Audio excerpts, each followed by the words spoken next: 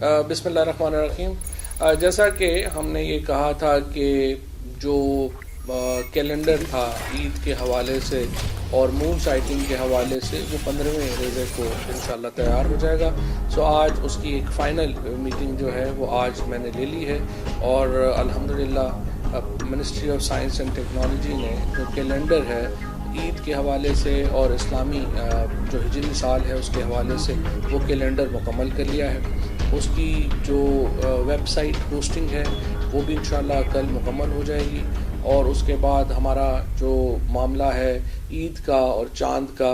वो कम से कम हमारी हद तक साइंस एंड टेक्नोलॉजी की हद तक वो हम उसको मुकम्मल करके हम आपके सामने ले आएंगे।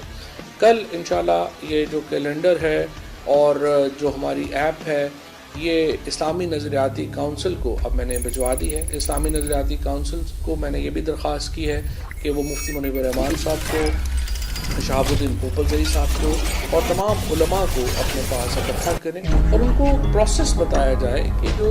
साइंस एंड टेक्नोलॉजी का जो हम कहते हैं कि चांद देखने के मामले में क्या किरदार है और कितना आसान है इस मामले को हल करना, उनको एक ब्रीफिंग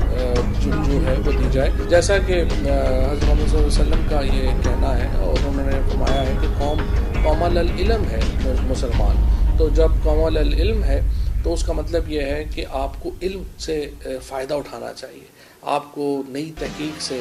नई टेक्नोलॉजी से फ़ायदा उठाना चाहिए। सो ये एक एफ़र्ट है जो हमने अपनी मुकम्मल करके इस्लामी नज़रियाती काउंसिल के हवाले की है। इस्लामी नज़रियाती काउंसिल इसके ऊपर क़िबला अयाज साहब से मेरी बात हुई है, वो इसके ऊपर एक इजलास जो है वो बुलाएंगे और उसमें हम एक प्री ब्रीफिंग देंगे, जिसके बाद ये मामला जो है वो काबीना को मसाल कर दूँगा मैं और फिर आगे इस तरह से फैसला होगा काबीना का, उसके मुताबिक जो है वो मामला आगे चलेगा।